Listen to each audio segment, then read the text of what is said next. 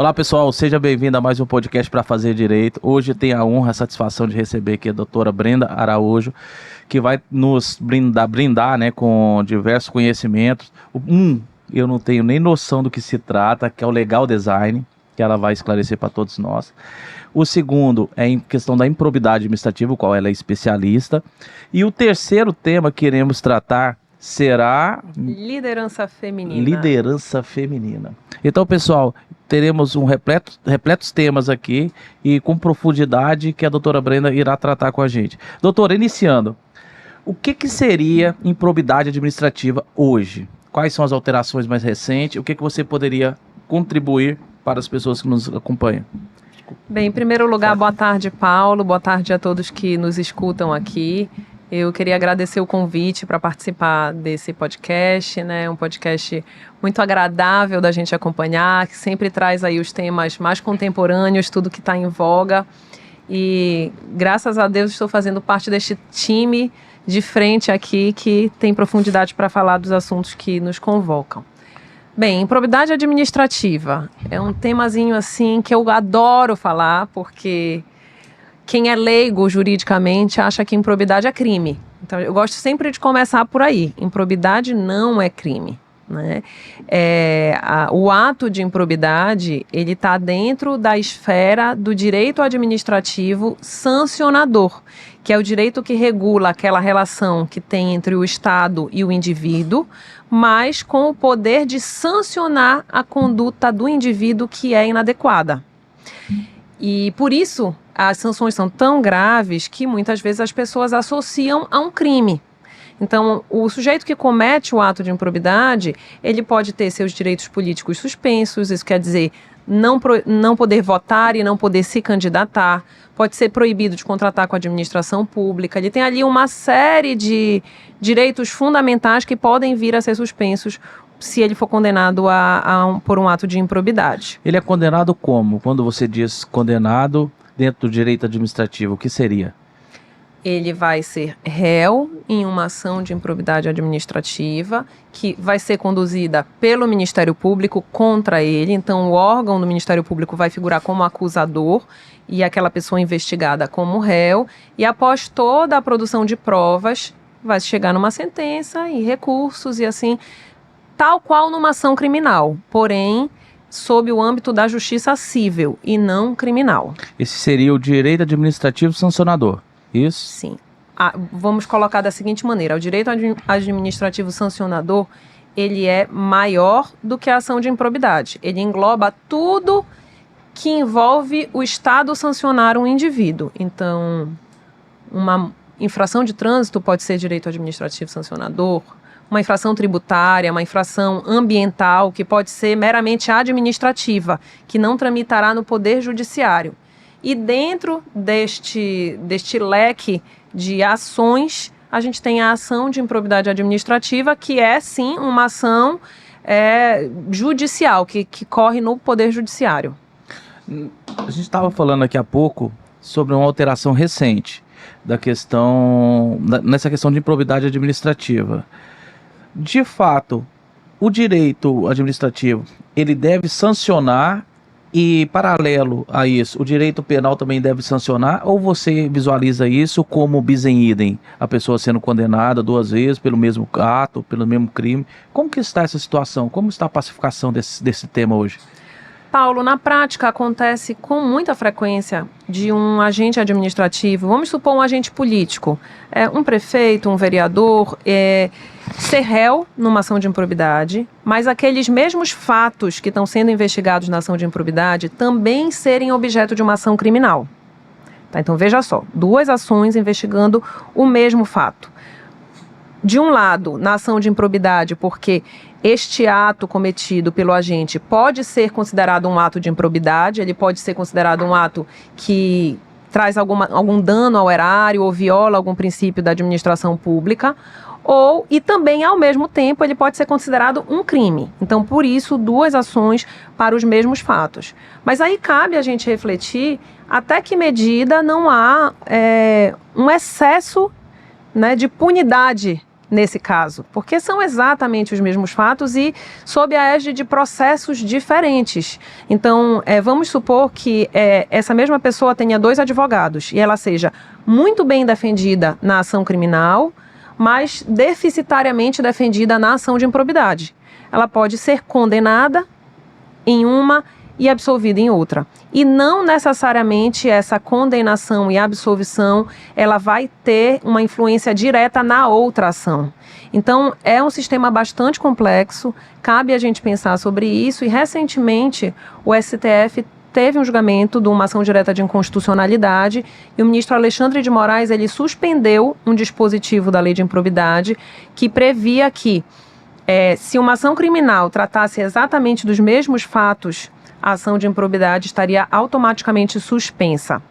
Ele entendeu que esse dispositivo viola essa independência que há entre as instâncias, de cada instância poder investigar o seu fato independentemente, mas o julgamento não foi completo. O ministro Gilmar Mendes pediu vistas, então a gente ainda vai ver no que isso vai resultar. Como ficaria a questão da gestão temerária?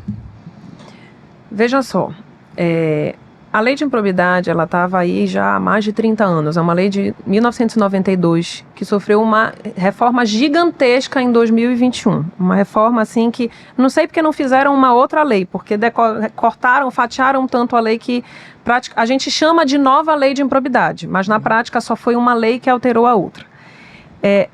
Esta alteração legislativa, ela trouxe na letra da lei a necessidade de que a conduta do agente seja permeado pelo dolo e pela má-fé, a vontade, a intenção de lesionar a lei, e não meramente a culpa e a negligência. Então, quando você fala de gestão temerária, eu vou interpretar aqui um gestor que ele é inábil, que ele é negligente, que ele pode ser imprudente, mas a lei de improbidade, ela está aí num contexto de combate à corrupção. Ela não pode se prestar a punir aquele gestor que é inábil, que é oficioso, aquele gestor que não tem habilidade. Vamos colocar a realidade que a gente tem aqui no Brasil.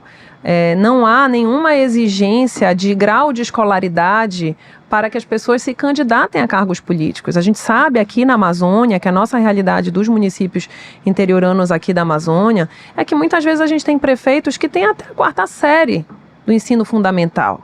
Então, sim, essa pessoa vai ter uma limitação de entendimento, né? Não é a mesma coisa que um prefeito formado em direito, por exemplo, certo? Então, agora, a lei trouxe no seu texto o que a jurisprudência já consolidava antes, é a necessidade da má-fé, da intenção de lesar o erário.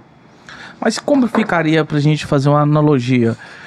Teríamos, no caso do direito penal econômico, uma punição, porque isso configuraria como crime na área penal. E na área administrativa, não. Está em debate essa questão do bis in idem, se teoricamente, se a pessoa fosse condenada na área administrativa, não deixaria de responder o processo na área criminal. Isso não iria favorecer as pessoas que estão em cargos públicos? Então, veja só, é difícil fazer essa análise de maneira genérica. Vamos tentar trazer um exemplo concreto. Fraudar licitação é uma conduta que tipicamente ela é crime, é uma conduta típica. A pessoa que comete este ato de fraudar a licitação, ela está cometendo um crime, mas é também um ato de improbidade. Então, dentro dessas ações, que vão ser 2 ações distintas, certo?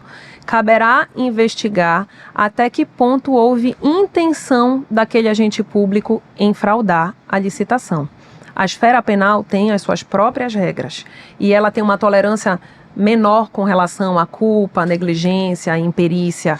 Já na esfera da improbidade, o órgão acusador vai ter que fazer um esforço probatório para mostrar que a conduta daquele agente público, seja ele o pregoeiro, o secretário ou até mesmo o próprio prefeito, ela estava permeada pela vontade de fraudar.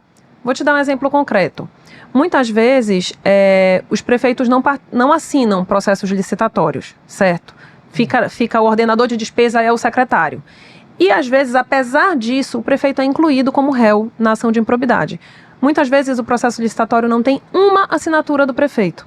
Como é que se pode vincular esta conduta que não houve, que o prefeito não participou, entendeu? Ao ato de fraudar a licitação. Então, esse é um caso que, por ausência de dolo, por ausência de vinculação, ele seria até uma parte ilegítima. Então, cada caso é um caso. O criminal já conseguiria fazer a vinculação de acordo com a teoria de Roxin, né? Então, aí o criminal já tem outros princípios. E aí, havendo uma condenação em uma ou outra esfera, é claro que vai ser levado a conhecimento do outro juízo para que ele leve em consideração. Mas só se comunica diretamente se houver absolvição no criminal e essa absolvição for por ausência de autoria ou de materialidade.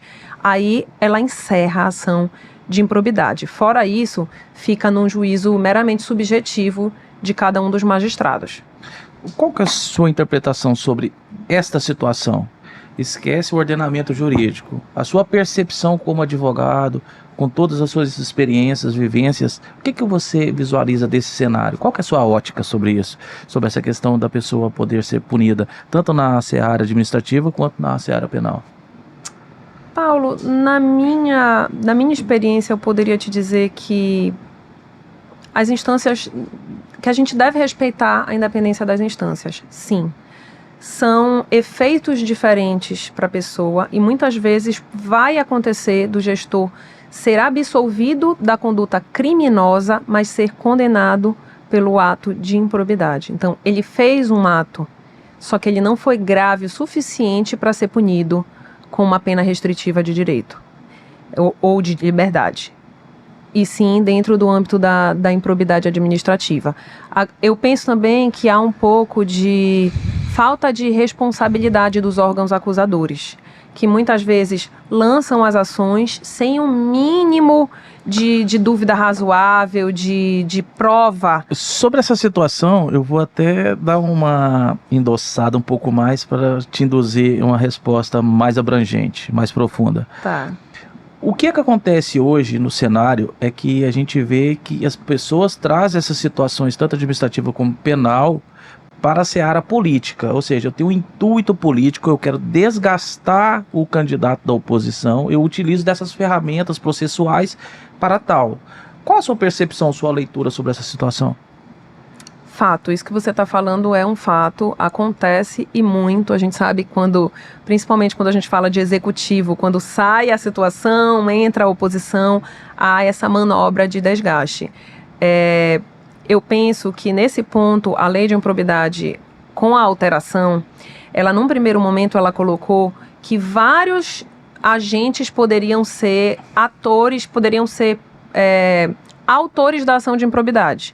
E o Supremo corrigiu isso, devolvendo o poder exclusivamente para o Ministério Público, justamente com o fundamento de que esses outros autores, que poderia ser, por exemplo, o próprio Poder Executivo, o município poderia propor contra um ex-gestor, esses autores eles não têm isenção política para esse tipo de atuação, enquanto que o Ministério Público, sim, teria. Então, nesse ponto, quando a gente deixa o poder de acusar na mão do Ministério Público, a gente blinda um pouco mais esse uso como uma manobra política.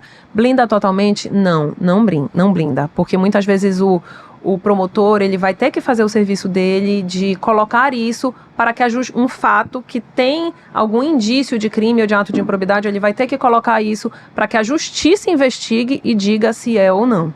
Então a gente sabe que na prática, muitas vezes um gestor que pode ter sido um bom gestor vai sofrer um número de ações assim. E isso leva a gente a falar sobre o apagão das canetas, né? O excesso de punição, ele leva a pessoas que são bem intencionadas e bem preparadas para exercerem cargos de gestão pública a não quererem exercer, porque elas sabem que vem no pacote, necessariamente, um bolo de ações que elas vão ter que responder, tendo elas responsabilidade ou não. Então, esse é um ponto muito sensível de se dosar. Eu acho que a gente ainda está um pouco distante de conseguir chegar no que é o equilíbrio. O direito administrativo sancionador, ele, enquanto um ramo independente do direito, ele é relativamente novo no Brasil. Tá? O que a gente traz da nossa origem ali vem do direito espanhol, principalmente, onde ele já está muito evoluído, muito consolidado. Então, veja, mesmo que agora a lei de improbidade ela faça constar na letra da lei que essa lei faz parte de um sistema de direito administrativo sancionador, a gente ainda não consegue, na prática, fazer com que os magistrados interpretem essa lei usando os princípios de direito administrativo sancionador. E isso traz um gargalo enorme. Limita muito, por exemplo, a defesa. Sobre essa questão de dosar, a gente percebe também que dentro do direito administrativo sancionador existe um abismo entre as decisões. Às vezes umas decisões extremamente pesadas e outras, bem dizer, não existe a sanção. O que você visualiza e quais seriam os prejuízos que isso traz para toda a sociedade em si? Paulo, eu faço uma análise até bem abrangente disso. A gente tem lido, porque tem se falado muito hoje dessa espetacularização que existe em cima do direito penal, né? Da necessidade de punir e o quanto isso tem sido espetacularizado e o trabalho que a mídia tem feito em cima disso. Aquele direito penal simbólico, né? Que prejudica muito o direito penal. Prejudica muito, que é mais o que quer parecer ser do que o realmente é. Então, eu penso que nenhum ator do sistema de justiça está imune a isso. Então, inclui-se aí os magistrados, os órgãos de acusação e tudo mais. E eu acho que quando a gente fala de improbidade administrativa, isso, de certa forma, se aplica também, porque a gente está falando do principal instrumento que popularmente é conhecido como um combate à corrupção. Então, principalmente lá atrás com o Mensalão, depois com a Lava Jato, a improbidade se tornou um tema até social mais comum de você conversar e ouvir falar.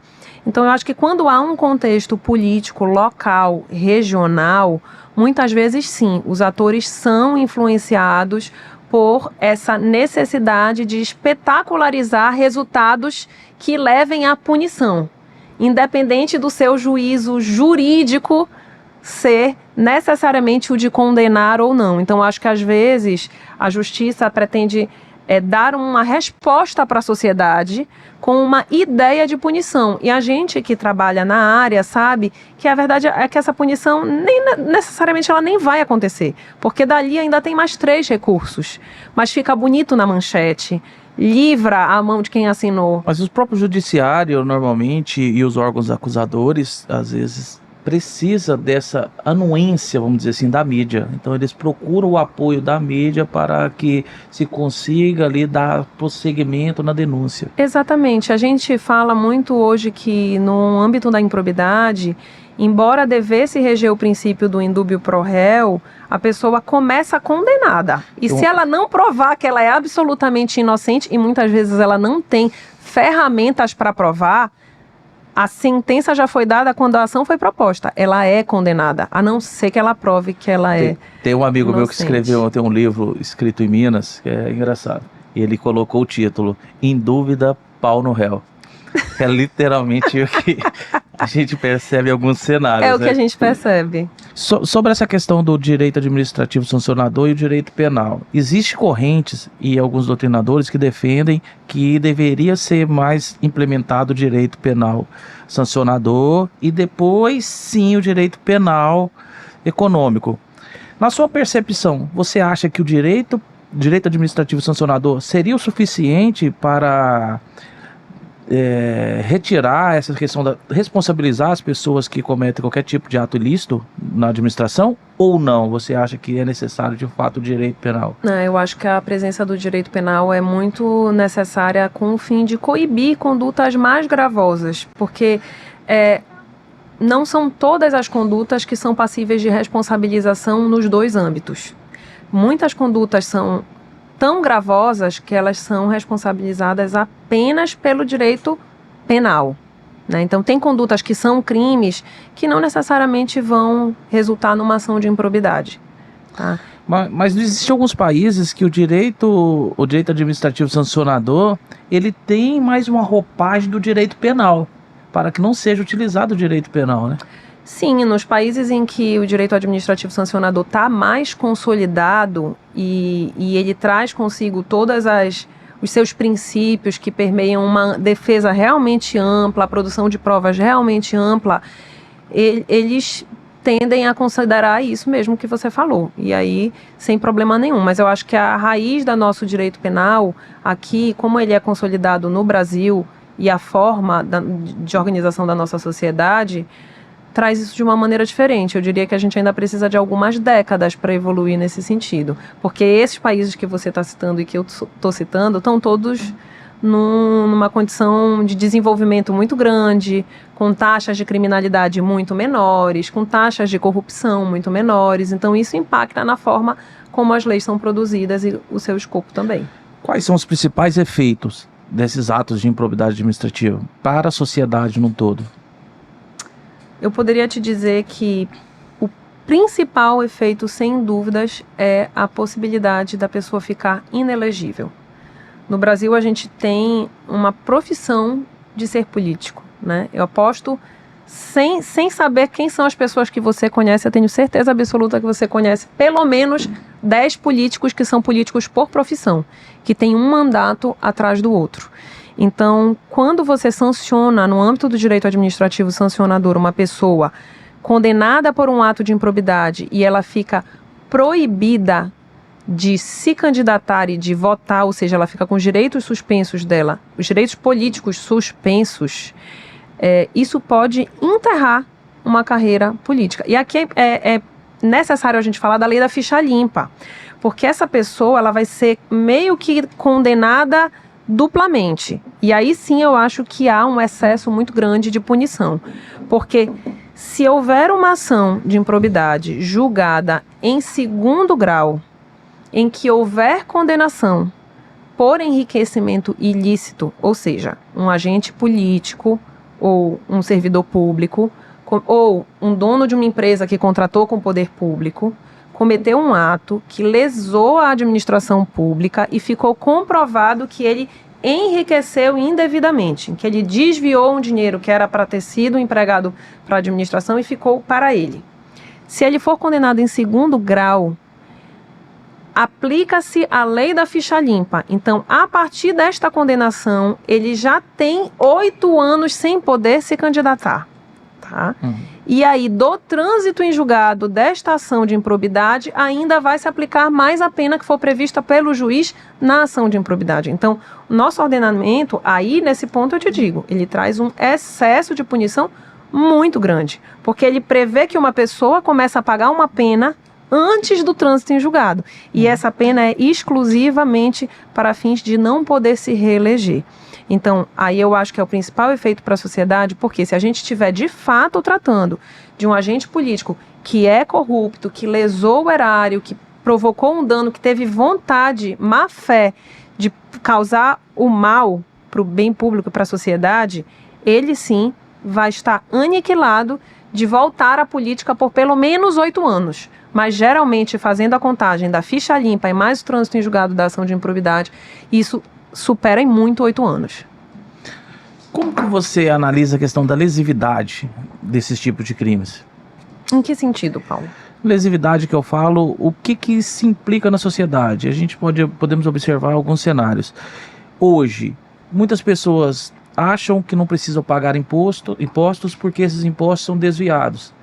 Ou seja, quando a pessoa trabalha com a licitação, eles fazem as falcatruas, entre aspas, para desviar esses valores. Isso afeta diretamente ao contribuinte. O contribuinte perde a confiança nas instituições e isso leva a ele à falsa sensação que não precisa mais pagar os impostos, que ele deve também sonegar porque ele vai estar punindo as pessoas que estão sendo corruptas. Então, ou seja, esse é o primeiro cenário, entre muitos cenários que podem ocorrer.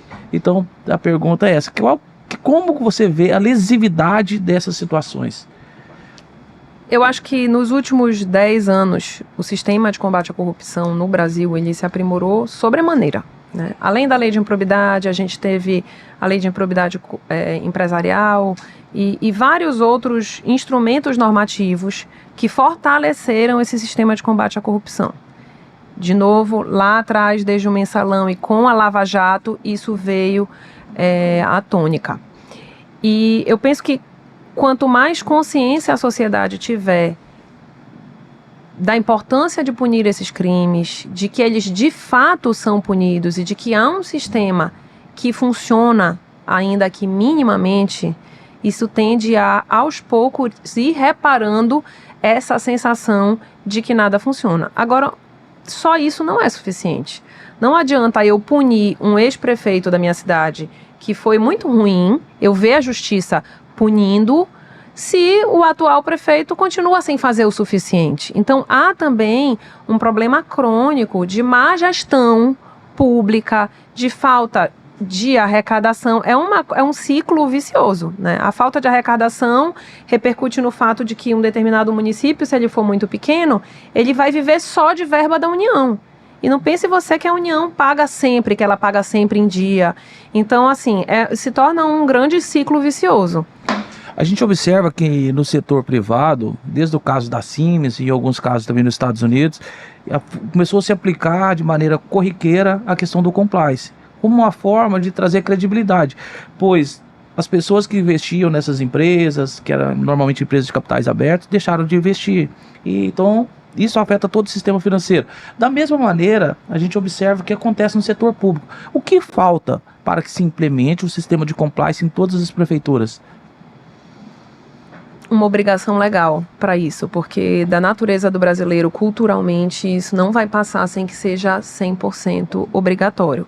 Agora, a gente já caminhou. A gente tem aí uma nova lei de licitações, que inaugurou um novo regime de licitações, e ela já traz a obrigação de alguns instrumentos de compliance serem aplicados para determinados tipos de compras públicas. Compras de valores muito altos, têm que ser feitas com empresas que têm compliance, né? Então, Rio Grande do Sul e, salvo engano, Brasília, acima de 5 milhões, é obrigatório. Isso, e aí sem prejuízo de os estados preverem também suas regras próprias nesse sentido.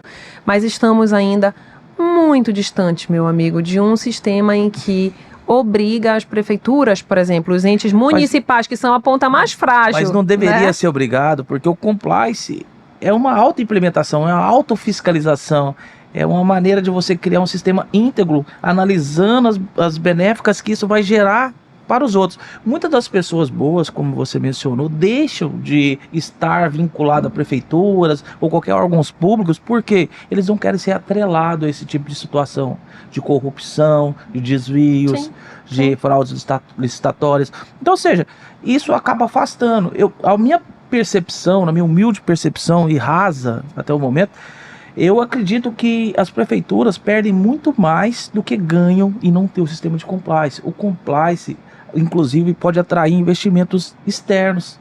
Muitos países, muitas multinacionais, transnacionais, deixam de investir e vincular a prefeitura também porque não podem ter as imagens corrompidas através de fraudes cometidas por instituições públicas. Então, ou seja, acaba se tornando um ciclo vicioso. E enquanto os agentes públicos não entenderem que precisam passar, sim, credibilidade para as pessoas que estão de fora, ele vai continuar nesse círculo vicioso. Eu concordo plenamente com você que ter a aplicação do compliance no setor público seria o nosso mundo ideal. Mas eu acho que a nossa realidade ela ainda está tão distante disso, que uma obrigatoriedade nesse sentido do dia para a noite simplesmente ia fazer com que fosse mais uma lei a ser desobedecida.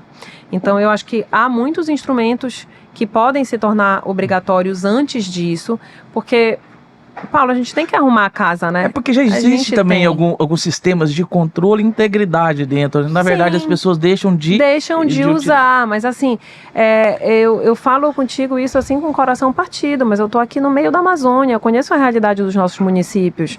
Tem município que não tem mão de obra qualificada, que a gente tem que estar trazendo de municípios vizinhos que são polo, porque não tem gente que entenda de licitação, que não tem gente que entenda de gestão, que tenha qualificação técnica para fazer o mínimo. Eu estou falando de ter setores inteiros que não conseguem redigir ofícios com português adequado e de administração municipal e os gestores terem que fazer um esforço sobre-humano para qualificar aquelas pessoas, trazer gente de fora.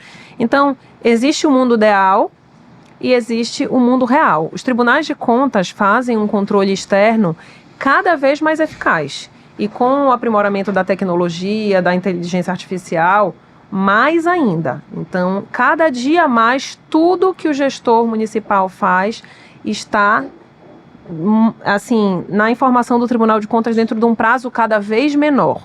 Então, eu acho que por aí a gente vai começar a construir uma fiscalização externa mais eficaz, até o dia em que a gente possa chegar num ponto de obrigar o ente público a ter um compliance.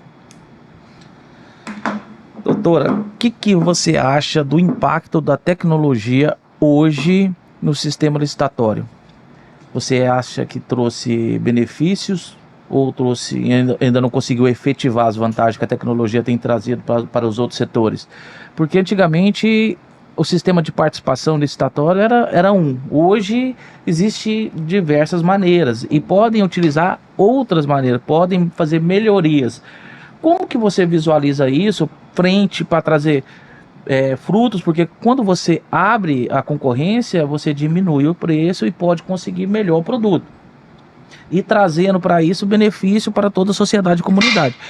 Então, o que seria a sua visão sobre esse sistema hoje, o impacto da tecnologia no sistema na questão licitatória? Extremamente positivo, não tenho a mínima dúvida. Dentre os processos licitatórios, o pregão foi o que sofreu maior transformação da tecnologia. Antigamente, o pregão era um leilão presencial, com uma ata aberta presencialmente e tudo mais.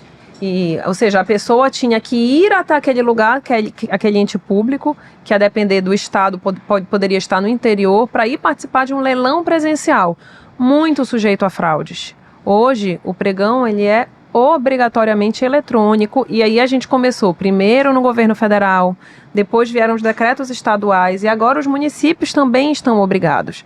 Então já há um sistema eletrônico que consegue fazer isso de maneira muito eficaz e que traz um processo com muito mais integridade do que havia quando o pregão era presencial.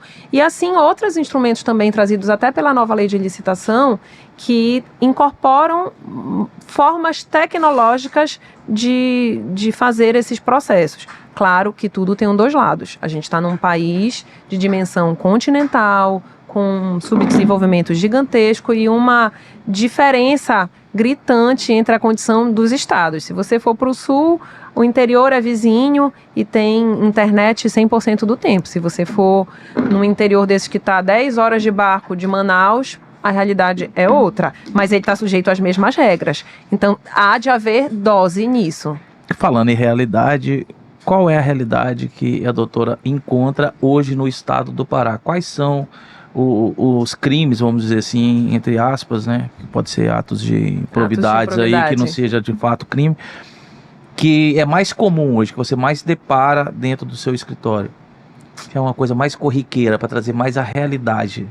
Fraude é um processo licitatório, sem dúvida nenhuma. E quais a metodologia mais utilizada nessas fraudes? Muitos desses processos são da época em que os pregões eram presenciais. Por isso o meu comentário de dizer que o pregão eletrônico trouxe muito, muito mais integridade ao processo. Mas há muitos questionamentos do Ministério Público também com relação a direcionamento de licitação. Como é feito esse direcionamento? E como que a pessoa pode entender que aquele edital ele está sendo direcionado e de uma forma a retirar a ampla concorrência? Tá. Que é mais ou menos, eu acho que é o que acontece, né? É o que acontece. Hoje a gente tem no Brasil aqui o Tribunal de Contas da União. TCU é um dos órgãos mais bem estruturados em nível federal, tá? Então, ele é um tribunal assim, altamente preparado, com técnicos multidisciplinares de todas as áreas que você possa imaginar, para conseguir analisar processos que vão passar sobre vários temas diferentes. E o TCU, ele tem muitos direcionamentos objetivos de cláusulas que são interpretadas como direcionamento ao processo licitatório. Então, o brasileiro é muito criativo, né? A gente costuma dizer que se o brasileiro usasse essa criatividade para o bem, a gente estava decolando, mas usa para o mal. Então, desvirtua tudo, né? Vamos assim, que o TCU cria as regras e aí vai proibindo determinadas normas de edital e o brasileiro vai vindo com outras. Então, como o julgamento dos tribunais de contas ele é muito mais rápido do que o tribunal, do que o Poder Judiciário, normalmente a gente tem jurisprudência do Tribunal de Contas antes dessas questões serem apreciadas pela Justiça. Então, hoje, normalmente, os setores de licitação se pautam no que é a orientação do Tribunal de Contas para haver direcionamento ou não. Então, normalmente esse direcionamento acontece quando a regra de edital ela é muito fechada. Ela é tão fechada que só uma ou duas empresas poderiam preencher aquele requisito. Isso acontece muito quando são obras de engenharia, obras de tecnologia, que às vezes só determinado objeto preenche para aquele fim específico. E aí pode haver um questionamento nesse sentido. Como que a pessoa que se sinta lesado em alguma licitação pode impugnar o seu edital? A depender da modalidade de licitação na qual ela esteja concorrendo, vão ter regras específicas. Sempre vai ser possível impugná-lo perante a comissão de licitação, tá? Pelas vias normais. Consultoria grátis. A pessoa vai te ligar e falar, olha, eu acabei de pegar aqui o edital, tá tendo direcionamento e eu não vou conseguir concorrer. Como que eu faço para impugnar esse edital? Consultoria grátis, pessoal. A depender da modalidade de licitação, cada uma vai ter... Podem haver prazos diferentes. São prazos curtos, então corram. Não dá para dormir, o direito não protege a quem dorme. Agora, se for um direcionamento muito escandaloso, um direcionamento que muitas vezes quem milita nessa área, as empresas que participam desses nichos, já sabem se há alguma coisa nesse sentido. É possível sempre denunciar em todos os órgãos de controle. Ministério Público, quando é estadual, Controladoria do Estado, AGE, tribunais de contas funcionam normalmente com maior rapidez do que esses outros órgãos. Mas a gente observa, quando a gente fala numa escala menor, é fácil a gente tentar visualizar e até mesmo fazer as correções. Quando a gente já transcende isso, vai para uma esfera federal e com concorrências grandes e com empresas transnacionais, normalmente a gente depara com grandes fraudes, porque aí existe o direcionamento, mas não só o direcionamento técnico, mas o direcionamento econômico, onde eles costumam formar os famosos consórcios. Como que você visualiza isso em forma de fraude? Já visto aqui o próprio caso da Siemens, que foi na Alemanha, ocorreu 2 vezes no Brasil. Inclusive o sistema de compliance deles que identificaram e notificaram os órgãos competentes de fiscalização, que era o Ministério Público Federal. Como que você visualiza isso? São fraudes bem mais elaboradas, né? Normalmente não são fraudes que vão ser detectadas no curso do processo licitatório. Normalmente elas vão ser interpeladas depois que o contrato já está em curso. E muitas vezes originadas pela atuação do Tribunal de Contas e não diretamente da Justiça. A depender de contextos que às vezes também são políticos, pode haver uma denúncia diretamente na Justiça também. Tudo que envolve valores muito altos requer uma elaboração muito maior. Mas a gente tem que considerar que são poucas as empresas que conseguem atender esse tipo de objeto. Então, a consideração no caso concreto, ela fica bem mais diferente do que quando a gente está falando de um objeto comum, de valores mais razoáveis. Onde consegue fazer a concorrência. Sobre a questão, para a gente encerrar esse tema, vamos levar a nível federal, sobre a questão de utilização de mecanismo administrativo como forma de... Minha palavra me fugiu aqui, Abner, como forma de perseguição dos seus opositores. A gente tem observado hoje que tem uma instrumentalização de todo um setor como forma política. Como que você percebe isso? Qual a sua leitura dessa situação em si? Então, eu acho que isso acontece com muita frequência quando o município, o ente municipal, é permitido que ele proponha ações de improbidade. Então, cara crachá, saiu situação, entrou oposição, o gestor anterior vai levar um monte de ações nas quais o autor vai ser o município. Na verdade, é o município governado por um gestor que é de oposição política. Então, não há como escapar. Nesse ponto, a nova lei de improbidade, ela abriu o número de autores, aí veio o Supremo, fechou só para o Ministério Público, depois o Supremo abriu uma exceção desse fechamento e falou, ok, também as prefeituras podem fazer. Então, toda essa questão ainda está sub júdice. E sempre o fundamento da discussão é justamente esse. Fora o Ministério Público, todos esses atores usam a ação de improbidade como instrumento para a perseguição política. Então, a gente precisa coibir isso. Exato. Onde seria a próxima pergunta. Como solucionar essa situação? Eu não vejo outra forma de solução senão deixando o poder de ação 100% na mão do Ministério Público. Da feita que você coloca um ente público, executivo, municipal, mas que está sujeito à gestão de uma pessoa com vinculação político-partidária, não há isenção. E no caso de absolvição, as pessoas que fazem essas denúncias, elas não são responsabilizadas? Infelizmente não. Então poderia ser o caminho, responsabilizar as pessoas que fazem a denúncia. Infelizmente não, só que isso toca num ponto extremamente sensível, né, para o Brasil, porque sempre gera uma cadeia sucessiva e gera, por espelhamento, a possibilidade de responsabilização do Ministério Público quando ele propõe. Então, nesse sentido, a gente percebe um poder judiciário e os atores do sistema de justiça como um todo muito corporativistas, para restringir ao máximo essa possibilidade de retaliar quem retaliou. Agora vamos partir para um tema que, confesso, não conheço nada. O que é legal design?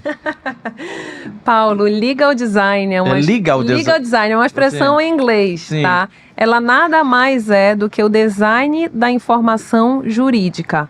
Oi? Não consegui entender. Não. É o seguinte, o design, ele existe enquanto ciência social. As pessoas vão lá, fazem curso de faculdade de design, 4, 5 anos, assim como o direito também é uma ciência social, tá?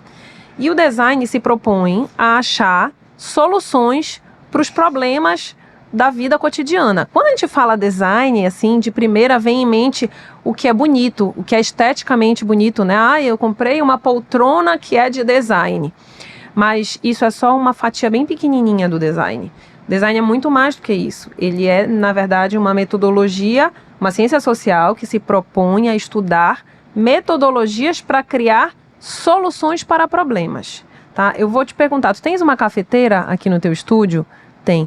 Quando ela chegou, tu abriste o manual para ler a cafeteira? Não, né? Por quê? Os botõezinhos te indicam qual é o café curto, qual é o café longo, qual é a água quente, qual é a água gelada. Mas não sei se você vai lembrar que você é muito jovem, mas muito tempo atrás, quando chegava um eletrônico em casa, a gente precisava abrir o manual para entender como ele funcionava. Quem cria essa solução é o designer. Aquilo ali é uma forma de comunicar. Aquele ícone do café, o vermelho para o quente, o azul para o gelado, tudo isso surge a partir do design. Da mesma forma que hoje chega uma máquina de lavar roupa, ninguém abre mais manual. Tudo ali a gente consegue fazer. Então, são frentes do design que são diferentes. E o design da informação jurídica, ele se propõe a comunicar a informação jurídica com maior eficiência para aquele interlocutor, o usuário. Então, vamos lá. Tu has de convir que se eu escrevo uma folha de papel com 3 parágrafos sobre determinado assunto para o ministro Gilmar Mendes ler, eu vou escrever de um jeito, certo? Se eu vou escrever aquele mesmo conteúdo para o meu cliente, que não é da área jurídica ler, se eu entregar o papel que eu dei para o ministro Gilmar, ele vai entender o que está escrito? Não. Ele não vai. Altíssima chance dele ler e dizer, não entendi nada. Eu preciso fazer um ajuste na forma como eu comunico aquilo. Sempre esse ajuste vai ser por escrito, talvez eu use só as palavras, talvez eu precise de um esquema visual, eu precise trazer um fluxograma, uma linha do tempo, talvez eu precise usar recursos visuais que facilitem essa comunicação. E isso é muito rico quando a gente fala num país de tamanha desigualdade, em que eu tenho um trabalhador que ganhava um salário mínimo e às vezes nem isso, teve que entrar na Justiça do Trabalho para conseguir os seus direitos, só que quando ele tem a sentença, ele não entende o que o juiz falou para ele. O direito é dele. Então existe o direito que ele tem e o direito dele compreender a informação jurídica, porque a gente fala de acesso à justiça. O Arroso deu um depoimento interessante sobre esse tema. Exatamente. A gente fala sobre acesso à justiça, mas será que o acesso à justiça é realmente só você poder ir até o judiciário pleitear qualquer coisa? O acesso também está dentro desse escopo, o você acesso compreender nesse direito. Compreender o direito, exatamente. É interessante essa colocação. Quando você começou a dar suas explicações, eu comecei a perceber que ela tem um viés quase comercial. Que quando a gente se depara com, não sei se as pessoas estão ouvindo aqui, vão ter a mesma leitura, a mesma ótica aqui. Mas a gente observa que, às vezes, as pessoas que estão fazendo um ponto comercial, a primeira preocupação que eles têm é com a iluminação. Porque a iluminação influencia na questão do consumo.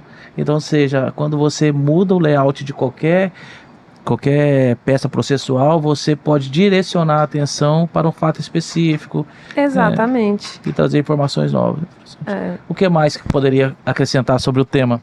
É importante dizer que hoje está muito difundido o legal design e as pessoas associam legal design... Não é legal design não, né? Não, é legal design.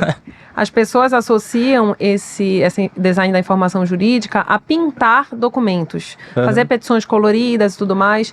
E não é isso. Há uma metodologia por trás que começa em você entender qual é o problema daquele usuário, qual é a limitação que ele tem, você prototipa, você testa. Então, assim, há uma metodologia, como eu falei, o design é uma ciência social até onde você vai colocar para chamar a atenção. Eu já li alguma coisa, mas eu não tinha atrelado ao nome, que seria, olha, se você vai direcionar a peça para o ministro, quando você vai colocar essa informação em destaque, no começo ou no fim? Qual é o tipo de leitura que essas pessoas e os assessores deles fazem?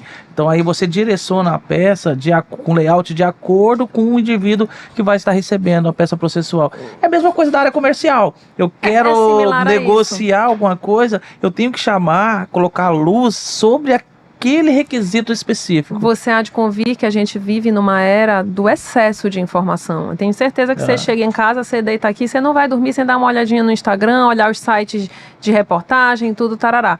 Então, o usuário da minha informação jurídica, seja ele o ministro, seja ele o meu cliente, ele também faz isso. E ele consome a informação, hoje todos nós consumimos informação de forma diferente do que a gente fazia muitos anos atrás. Então, eu também preciso adaptar a minha linguagem, o meu layout, o que eu vou apresentar para essa pessoa, porque nem eu quero estar lendo mais Times New Roman, fonte 12, espaçamento 1, sem margem. Quando a gente pega a folha de papel, antes de ler já cansou, concorda? Então a gente tem que fazer esse ajuste e o Legal Design te apresenta ferramentas para isso. É extremamente interessante. É muito legal, eu tenho alguns cursos nessa área, curso online que está aí disponível também na plataforma do YouTube, e ministro palestras com frequência sobre isso, porque a gente aplica no nosso escritório isso com os nossos clientes e no uso das nossas petições também. É interessante, a percepção que eu tenho, a gente atrela a questão da empatia.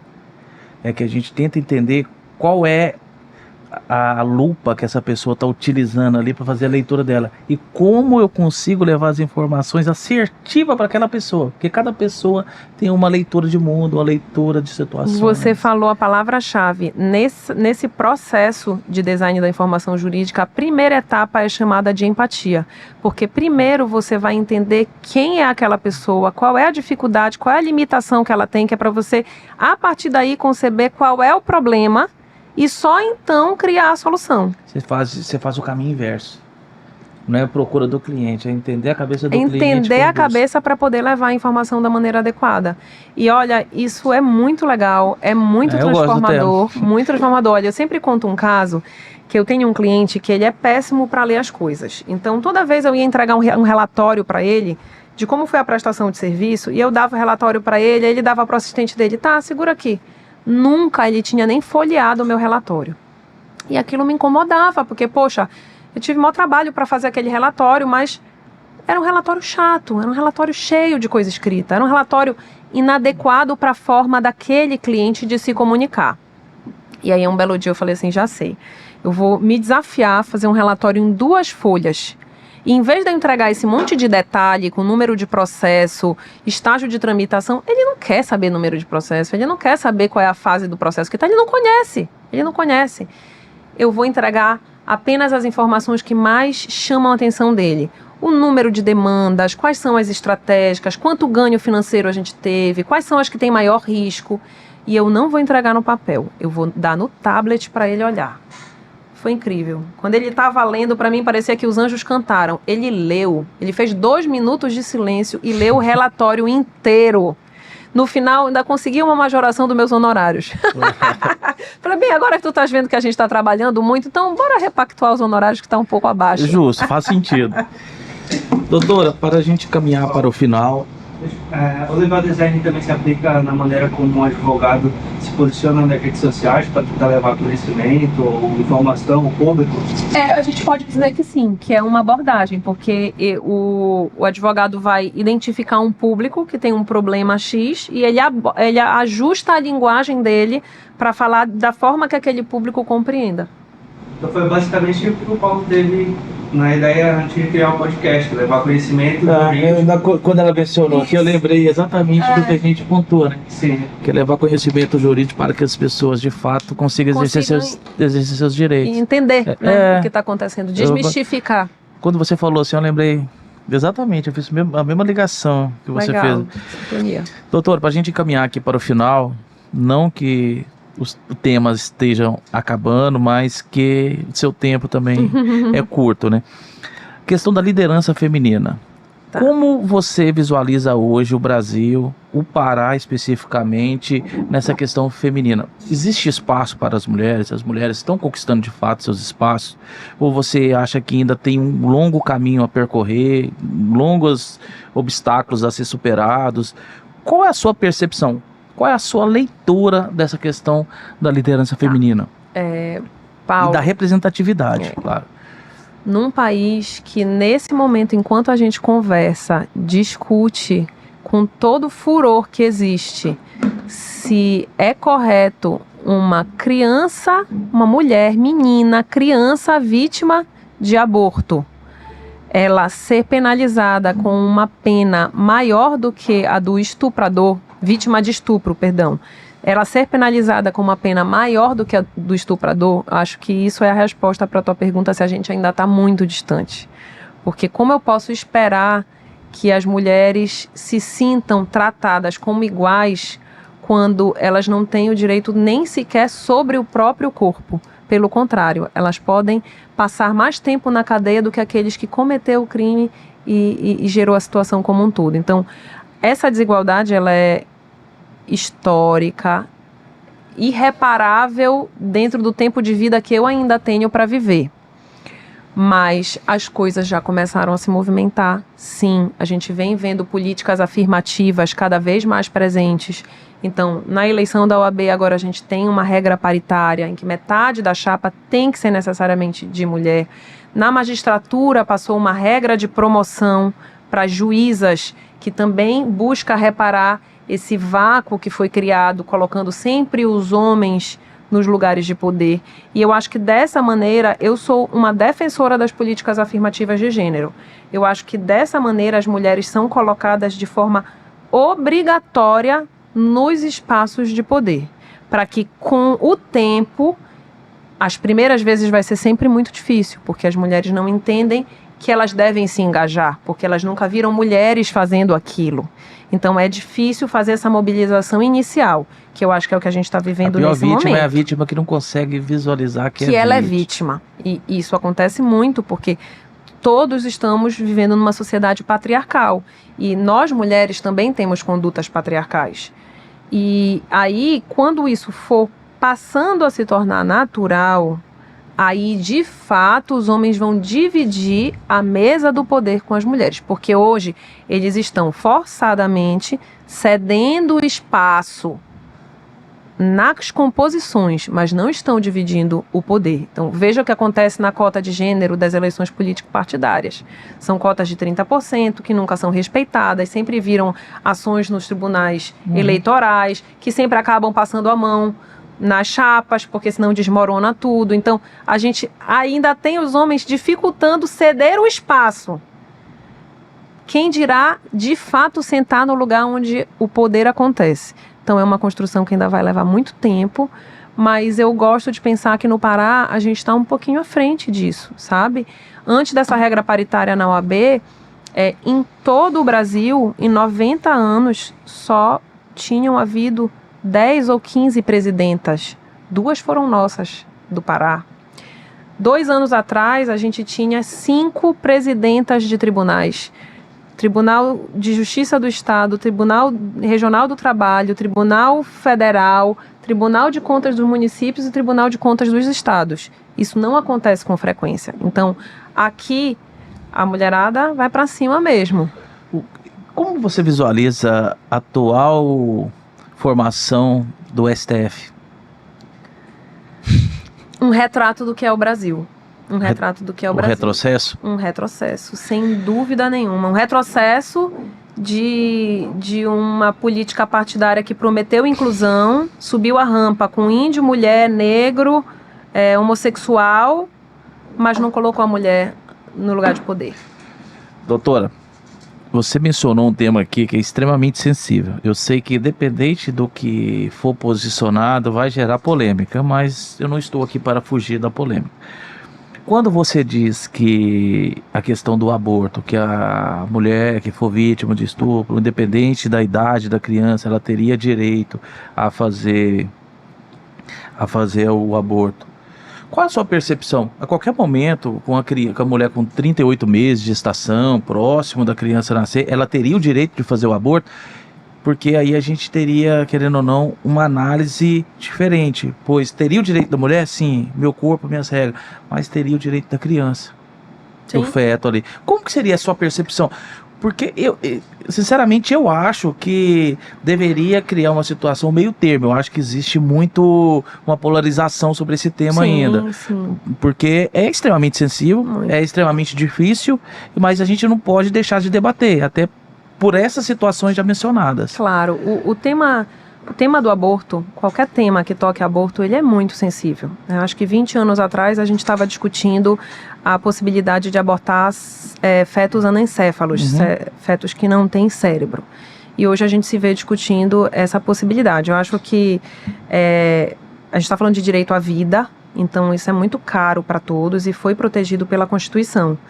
Porém, o direito à saúde da mulher também foi protegido constitucionalmente, quando a Constituição dá à mulher o direito de abortar um feto originado de um estupro, e ela não coloca a limitação. Então, acho que o tema do direito à vida, ele é sensível e ele instiga paixões, ideologias, crenças religiosas. Sai um pouco do racional e vai mais pro emocional. Sai do racional, mas quando você faz uma análise 100% jurídica, e eu estava lendo o parecer que o Conselho Federal da OAB fez imediatamente antes de vir para cá, ele é um parecer que fala do aspecto essencialmente jurídico. Então ele fala, você tem uma Constituição Federal de 88 que protege o direito do corpo da mulher de proteger o seu corpo, isso toca numa questão de saúde, isso toca numa questão da proteção que o Estado deve conceder a crianças, porque a gente está falando de meninas, e a gente toca numa realidade de que muito dificilmente, Paulo, muito dificilmente você vai descobrir que uma criança está grávida e conseguir a autorização legal para fazer esse aborto antes de 22 semanas. Na realidade, isso não acontece. Você vai para uma cidade de interior, só tem uma UPA lá. Quando tem médico, o médico se recusa a fazer o aborto.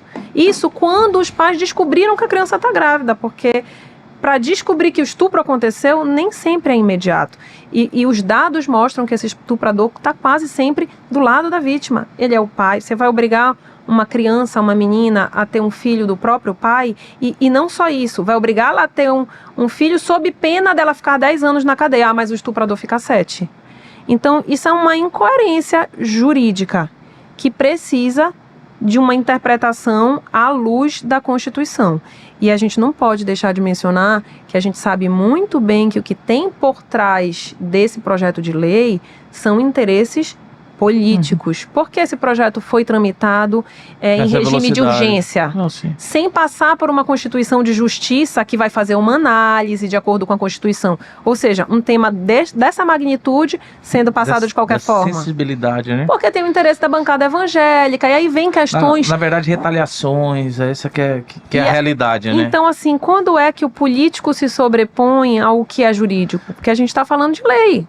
Então, como eu falo, eu tenho as minhas paixões a analisar esse tema. Para mim também é sensível. Mas eu, como jurista que sou, não posso deixar de lado essa análise jurídica de acordo com a Constituição. Que só mostra, de novo, que a gente está num país que está muitas léguas de conseguir conferir uma igualdade para as mulheres. Eu sei que, pelo que eu vou falar aqui agora, muitas pessoas vão falar assim, a gente não pode equiparar culturas diferentes, países diferentes, educação diferente, mas quando a gente observa, por analogia, outros países, a gente observa que a grande maioria estipula limites, ok? Aí vai ter essa questão do que você mencionou. Mas aqui no Brasil, você pega aqui no Pará, a pessoa está no interiorzinho, até a questão da acessibilidade ao recurso de fazer a questão do aborto no prazo determinado. Porém, ao meu ver, eu posso estar errado, até porque eu não tenho profundidade de conhecimento sobre o tema. Eu acredito que poderia criar umas regras intermediárias. Olha, não, ela não conseguiu fazer por ineficácia do Estado, então abriria exceções. Mas eu acredito que deixar também livre, falando assim, a qualquer momento pode fazer aborto. Como a doutora mencionou, a gente sabe que o brasileiro tem a capacidade absurda de desvirtuar tudo que é bom. Por melhor que seja o interesse dessa norma, eu sei que muitas pessoas vão desvirtuar ela. E não vai ser só pessoas que foram vítimas de estupros que vão fazer esses abortos. Vai se tornar uma regra. Então, ou seja, eu acredito que esse tema ele tem que ser debatido e analisado com mais profundidade. Porque existem vários efeitos. E a gente tem aqui do mesmo jeito que a criança, o adolescente, a pessoa que foi estuprada tem o direito dela, mas a gente tem que entender também que existe o direito do feto ali. Existe, mas aí tu vais me permitir discordar de ti num aspecto. Eu até peço que discorde, então estamos aqui para isso. Tu vais me permitir discordar de ti num aspecto. Sempre vai existir pessoas que vão desvirtuar, mas eu penso assim, a realidade social, ela que tem que embasar a criação da lei, e não o contrário. Então, no Brasil, os dados são muito assustadores. Eles são claros de que a maioria dos estupros acontece por ente da família, em classes sociais menos abastadas e com mulheres e crianças pretas. Uma mulher que não sofreu um estupro, ela pode levianamente fingir que isso aconteceu para conseguir um aborto legal? Pode, mas quantas mulheres vão se dispor a passar por um processo que gera uma autorização legal disso? Porque ela vai ter que acusar uma pessoa, fazer exame de corpo de delito, fazer procedimento na delegacia, passar por uma careação, passar por uma instrução probatória, uma audiência na justiça, obter uma decisão. Mas até essa questão do corpo de delito, ele é prejudicado, pois vai ser o corpo de delito 25 semanas depois, então não existe. Pois então assim, fica bastante complicado. Se você colocar quantos casos desses vão acontecer com relação a quantos casos de estupro de fato acontecem, essa balança não se equilibra. Eu não discordo de nada que a doutora coloca. Eu só acho, sinceramente, que existe muitas informações desencontradas. Eu acho que precisa de estudos aprofundados para que, de fato, equacione uma solução melhor, que não atinja de uma maneira tão forte ou um lado ou outro, ou que proíba o aborto, ou que libere de fato também, entendeu? Pelo menos, essa é a minha perspectiva, né? Por isso que eu quis trazer um pouco de luz sobre o tema, já que a doutora iniciou. Eu fico com a perspectiva constitucional, que é a da possibilidade da mulher abortar um feto que seja originário de um estupro. E eu não acho que a nossa Constituição não trouxe nenhum tipo de limitação. Então, é muito difícil uma análise não passional desse tema. Você acha que esse tema específico, ele está atrelado à questão de mulher ou alguma violência estrutural de gênero ou não? Transcende isso? Com certeza, sem dúvida. Você acha que eu tenho um pouco de preconceito estrutural aqui? Não. Sim, provavelmente sim. Provavelmente sim, provavelmente sim. E é difícil você ser isento disso. Muito difícil, porque o letramento de gênero, mesmo para quem tem, ninguém é 100% isento, né? A nossa cultura é mais forte do que qualquer tipo de letramento. Requer muitos anos para que isso mude, mas sem dúvida nenhuma. Né? Sem dúvida nenhuma. Quando você tem uma sociedade... Olha, bora voltar lá para Hobbes. Hobbes fez o contrato social, né? Uma teoria que pretende estudar a relação do Estado com o homem. E mostrar ali as formas do sistema produtivo e do homem se relacionar com o Estado. Essa teoria, ela foi toda embasada na relação do homem-gênero masculino. Ela ignorou 100% a figura da mulher. Porque nada do que ele fala sobre o homem ali se aplica à mulher. A mulher estava sempre em outro lugar fazendo outra coisa. Fazendo a mão de obra que não é remunerada. Enquanto o homem estava construindo o que Hobbes narra. Então, eu estou falando de muito lá atrás. Falando de centenas de anos atrás. E isso serve para embasar a nossa sociedade jurídica e socialmente até hoje.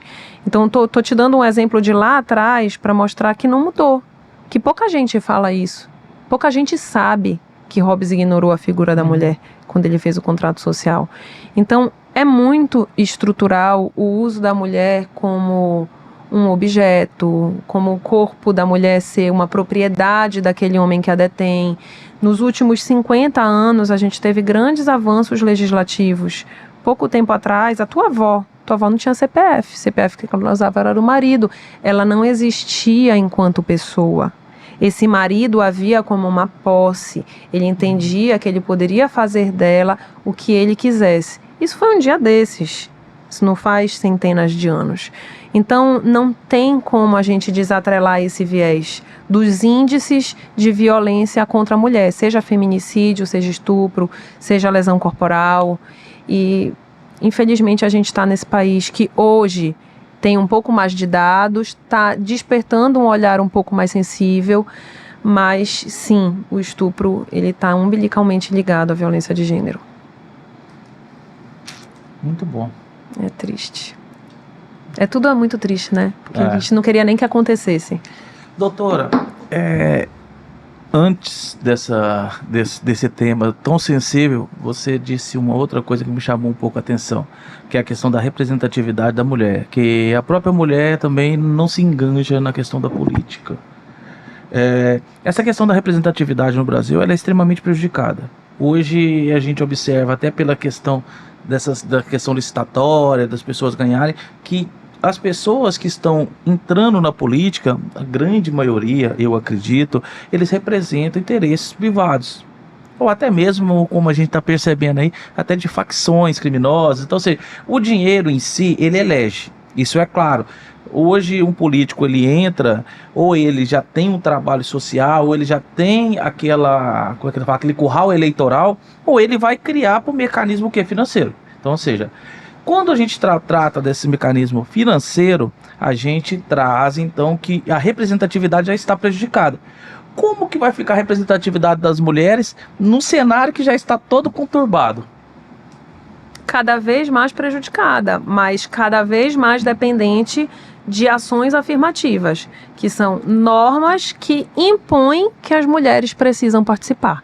Eu não acredito numa abertura de espaços de gênero para mulheres sem normas afirmativas. Eu acho que isso vai requerer uma sociedade muito evoluída, como a gente já vê em países mais desenvolvidos, mas nenhum vive o mundo ideal, tá? É importante que se diga. Veja o que aconteceu com a ministra da Finlândia há pouco tempo atrás. E a gente vai depender sempre dessas normativas. Sempre, sempre, sempre, sempre. E as pessoas dizem, mas... Quer dizer, as mulheres precisam de regras para que elas se envolvam? Precisam, porque elas nunca estiveram lá. As mães delas não estavam lá, as avós delas não estavam lá. Quando elas olhavam, não tem paradigma. Quando elas olhavam, a mesa só tinha homem sentado. Né? Olha, em todo esse tempo de Supremo Tribunal Federal, só 3 ministras passaram por lá. Carmen Lúcia, Ellen Grace e Rosa Weber. Só. Hoje a gente só tem a Carmen Lúcia. Você sabia... Quantos anos tu tinhas em 2007, Paulo? Eu vou te entregar aqui. Não é só eu que tô não na faca. Eu não sei fazer essa conta. Olha, em 2007, até 2007, nenhuma ministra mulher era permitida entrar no plenário do Supremo Tribunal. A ministra, não estou falando advogado, estou falando da ministra. E a gente tá falando do judiciário. Em 2007, um dia desses, não era permitido que elas entrassem de calças. Elas tinham que entrar de saia. Carmen Lúcia foi a primeira mulher a usar um par de calças no plenário do STF. Consegue entender o quanto isso é limitante, é estigmatizante para a mulher ter que viver com esse tipo de norma? Eu te desafio a me dar uma lei que restringe qualquer direito sobre o teu corpo de homem. Não tem, tu não vais conseguir, porque ela não existe. Eu posso te citar uma lista sem fim. Então a gente vive balizado por toda essa concepção cultural, socionormativa, de que o nosso corpo não é só nosso. Isso já nos coloca num patamar de lugar diferente. Isso já não nos dá paridade de armas para sentar numa mesa e discutir poder. E o interessante é que não está atrelada a questão da capacidade, porque temos, principalmente na área jurídica, brilhantes mulheres. Então, ou seja, para indicarem, teria a lista. Falta interesse, isso é fato. Aí falta que... Aí é aquela história, quem vem primeiro, né? O ovo ou a galinha? Falta que necessariamente mulheres estejam lá para que outras mulheres se inspirem e consigam ver isso com natureza, porque para essas primeiras estarem lá, o custo é muito alto. O custo dentro de casa, o custo fora de casa, o sistema punha a gente dupla, tripla, quádruplamente. Então é um enfrentamento muito grande, mas a gente pretende ir abrindo o caminho para que cada geração que venha depois tenha um custo menor, até o dia em que esse custo não exista, isso seja só o curso natural das coisas. Como é a mulher na advocacia paraense? Quais são as principais dificuldades? E como é a mulher na liderança da advocacia paraense? A mulher na advocacia paraense é a mulher como a mulher advogada em todo o Brasil. Muitos gargalos, falta de respeito, sofre violência processual. Muitas vezes, numa ação de família, o advogado, o homem da outra parte, ataca a advogada da mulher no processo. Então, a gente vive uma era em que o CNJ fez um protocolo de julgamento com perspectiva de gênero que os juízes não leem. Poucos juízes leram.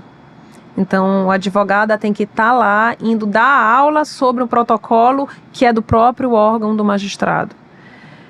É bastante difícil, é muito. Eu já fui desrespeitada por inúmeras autoridades simplesmente por ser mulher e jovem. Eu muitas vezes não recebi o respeito que eu acho que eu merecia de um cliente, porque ele era homem, porque ele era branco, porque ele tinha uma idade maior que a minha, e via ele tratando de maneira oposta um par meu que era homem, simplesmente por ele ser homem. Então a gente sai, não é para matar um leão por dia, não, é a savana inteira. É bem difícil, mas a mulher paraense principalmente é muito aguerrida, né? Não se intimida, vai para frente e não vai desistir por isso. Na liderança da advocacia, a gente tem um caminho relativamente aberto, porque como eu te falei, a OAB do Pará, ela já teve 2 presidentas mulheres, então isso é muito incomum, nenhum outro estado teve 2 presidentas mulheres antes da regra de paridade. Mas não vai ser menos difícil por isso, não. Não vai ser menos difícil porque hoje todo mundo tem um pouco mais de letramento de gênero e a desigualdade está em todo lugar. Todo lugar. Se a ministra do STF sofre com desigualdade de gênero, clássica a história da Carmen Lúcia, em que ela fala que uma pessoa foi entregar um documento lá do STF, na casa dela, e falou assim, me disseram que era para eu entregar um documento aqui para uma autoridade. Mas, afinal de contas, aqui mora uma mulher ou uma autoridade? Porque uma mulher e uma autoridade não podem residir na mesma figura. Então, isso é contemporâneo, isso não é uma história do passado. é esse tipo de pensamento, de cultura que uma mulher na frente da advocacia paraense vai ter que lidar. Mas sempre tem que ter as primeiras, segundas, terceiras, para que depois venham todas. Como que você, como referência hoje para a advocacia, principalmente feminina, vê a jovem advocacia? Eles lhe procuram, você tem uma procura grande dessas pessoas, eles procuram orientação. Quando procura, quais são as dúvidas frequentes, o que eles querem saber, principalmente vinculado a esse tema da mulher na advocacia? Sim, recebo muito contato de jovens advogadas pelas redes sociais, principalmente meninas jovens, se sentem muito inseguras no mercado de trabalho, se sentem inseguras para despachar com autoridades, buscam aconselhamento nesse sentido, buscam aconselhamento de carreira, ajuda com currículo, para fazer um currículo de maneira mais adequada, ajuda sobre como se portar em ambientes que sejam essencialmente masculinos. E muitas pessoas precisando de palavras de incentivo, sabe? Gente que fala assim, mas não sei, é muito difícil, eu vejo que é mais difícil para nós mulheres do que para os homens, eu estou pensando em desistir.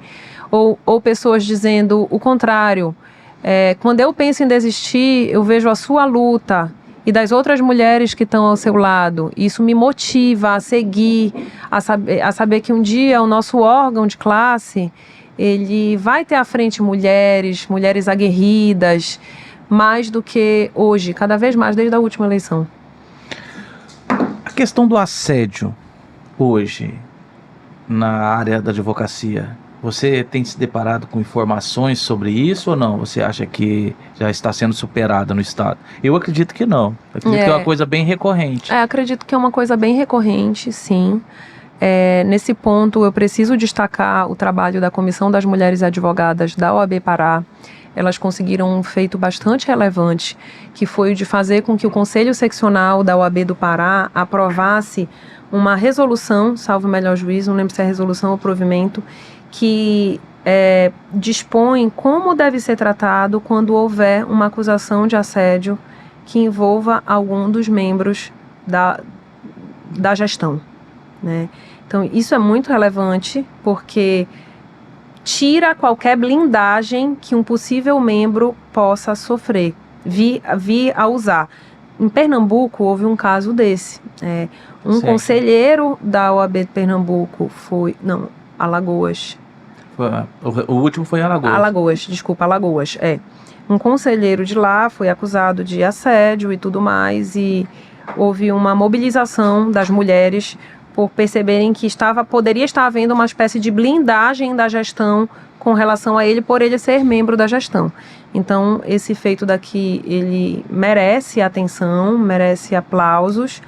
E o assédio, Paulo, nesse contexto todo que eu te falei, de falta de equidade de gênero, ele nunca vai deixar de acontecer. Doutora, sei que não é a sua área, mas para a gente encerrar, temos deparado, não de agora, mas corriqueiramente, principalmente na área criminal, as mulheres sofrem muito. Até mesmo por questão de vistorias em presídios, de fato aquela questão do ambiente mais machista. Então, quando essas mulheres adentram esses ambientes, elas sofrem bastante. Você tem uma perspectiva, uma leitura sobre essa situação? O que poderia ser feito para melhorar? Acho que a atuação da Ordem dos Advogados do Brasil, ela tem que ser muito eficaz e combativa com qualquer conduta estatal que viole o direito da mulher, da intimidade, de tratamento. Eu não acho que essa é uma luta para uma pessoa só. Essa não é uma luta daquela advogada violada. Essa é uma luta institucional. Ela precisa da instituição na frente. Até porque nós somos hoje 51% das advogadas do Brasil. E a gente pode fazer muito na esfera estadual, mas há muita inércia nesse aspecto. E o que a gente vê são as advogadas travando as suas lutas individualmente. Nunca um indivíduo, muito menos uma mulher diminuída pela sociedade, como costumeiramente vai conseguir fazer frente a uma política de Estado, muitas vezes, né? Então, a gente realmente precisa de uma OAB mais combativa, mais de embate. Fiz uma pergunta para a doutora Kelly e para a Bruna Cury. Questão remuneratória. Você acredita que a mulher ainda recebe menos do que o homem na advocacia? Paulo, remuneração é uma coisa que é um dado sensível, concorda? A gente não é fácil você saber quanto seu colega ganha. Eu acho que eu tenho ao meu lado pessoas justas, mas não sou eu que falo, são os dados. Os dados apontam que a desigualdade salarial no Brasil, na advocacia e em todas as profissões, ela é uma realidade. E ela é uma realidade grande. Pessoas ocupando o mesmo cargo, elas recebem valores diferentes simplesmente pelo seu gênero. Tanto é que houve uma lei publicada agora no governo Lula que obriga as empresas a fazerem uma certa liberação dos valores de salários do Ministério do Trabalho e tudo mais. Então eu acho que nesse contexto não dá para negar o que os dados de estudos científicos apontam. Então, sim, eu acho que as mulheres, provavelmente as advogadas são diminuídas na questão salarial do que os homens, por diversos motivos. Com certeza, um deles não é a competência, porque a competência existe. Mas, de novo, quando a gente fala de desigualdade de gênero, a gente fala de que quando tu vais recrutar uma advogada, tu pensa, mas ela tá noiva, daqui a pouco vai casar e ter filho, então ela vai precisar sair. Não dá para eu dar esse salário para ela, vai me deixar na mão daqui a 1 ano e meio. Mas essa leitura do machismo estrutural, ela não parte só do homem, ela parte do homem e da mulher. E da mulher. Porque isso vai para aquela análise econômica fria. Eles não analisam a questão social, a importância daquilo, que a pessoa veio de uma mulher, que todo mundo tem essa responsabilidade coletiva. Eles não têm essa percepção, Esse ponto, ele é muito importante. Nós, mulheres, também, sem letramento de gênero, todos originários de uma cultura absolutamente patriarcal. Então, é muito possível que a gente também cometa esses atos. Então, é preciso que as mulheres acordem, mas é preciso, sobretudo, sensibilizar os homens. Quando a gente fala de letramento de gênero, feminismo, capacitação, formação nessa área, a gente sempre só vê salas cheias de mulheres, fotos de mulheres, ambientes cheios de mulheres. E a gente vai ficar falando só para nós mesmas primeiro, até que a gente consiga trazer os homens para esse debate. Mas a gente precisa de vocês somando coro com a gente nisso. Senão a transformação vai ser sempre muito pequena. Porque concorda, se já é difícil a mulher estar no lugar de liderança, ou seja, e há números mesmo da OAB que mostram que há muito mais sócios de escritórios de advocacia homens do que mulheres, então já são poucas que chegam. Para elas chegarem e sozinha ser aquela voz dissonante que vai defender as demais e ter que falar para os seus sócios, poxa, mas veja bem, isso é um contexto social, isso é importante, a gente precisa dar apoio para essa mulher. É difícil. A mudança ela vai ser muito lenta. A gente precisa que vocês se engajem nisso. Doutora, a gente entende que as pessoas, quando entram numa faculdade, especificamente de direito, elas entram para aprender o direito. E na faculdade, a grande maioria, uma grande maioria podemos dizer, eles não têm o intuito de formar um profissional advogado, eles têm o interesse e intuito de formar uma pessoa conhecedora do direito. Quando essa pessoa sai para o mercado de trabalho, ela sente uma dificuldade extrema, pois ali ela tem que se reinventar e começar a entrar numa atividade laborativa e onde existe uma concorrência muito grande. Por todo esse cenário, essas pessoas tendem a desanimar, desmotivar e pensar em desistir. Essas mulheres que estão nessa situação, a doutora sendo um farol, um paradigma, uma referência para elas, qual conselho você deixaria para elas? Primeiro, para ser bem direta, o meu conselho a todas essas jovens advogadas é que não desistam, é que sejam resistência, é que busquem orientação, formação complementar fora das suas faculdades.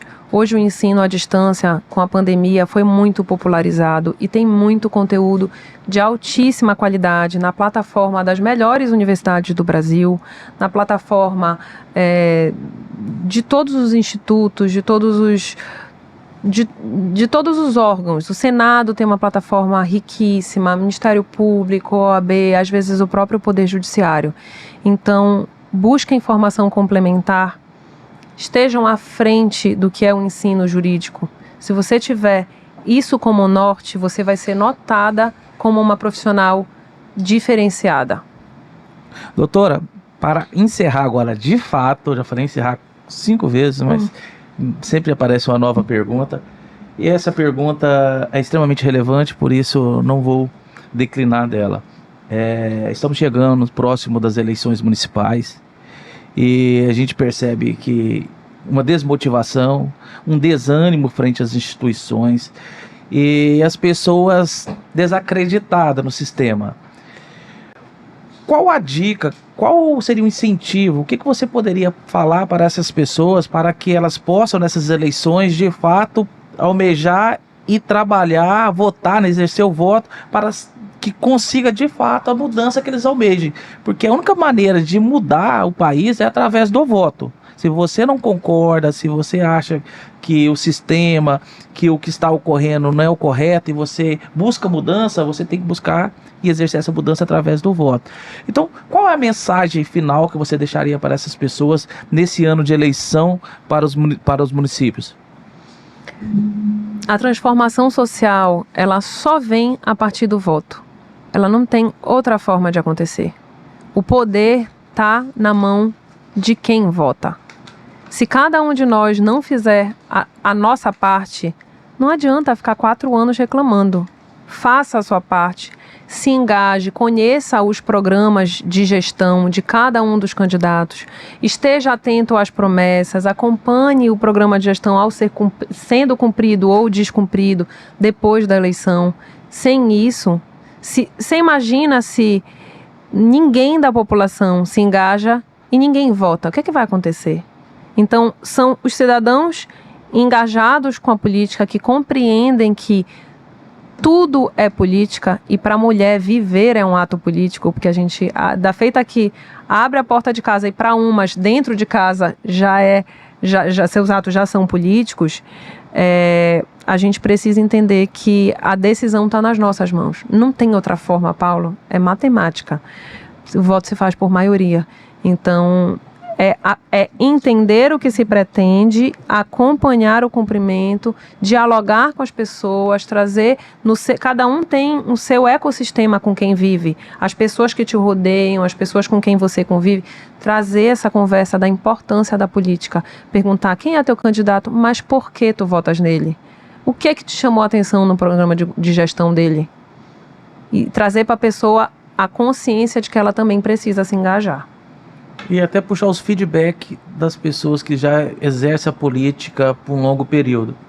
Porque pior do que votar errado é dar continuidade com o voto errado. Então, exatamente. A gente tem que ser responsável pela mudança que almejamos. Doutora Brenda, muito obrigado pela presença. Obrigada. Agradeço por ter disponibilizado seu tempo, seu notório conhecimento em diversas áreas. E deixo as portas abertas para a gente bater papo aqui à vontade, enquanto durar a bateria das câmeras, que normalmente não dá até o final. Muito obrigado, doutora. Obrigada, Paulo. Obrigada. Conte comigo. E aos nossos espectadores, me sigam lá nas redes sociais, Brenda Araújo, D e B. Estou à disposição de vocês também. Qualquer dúvida, só mandar.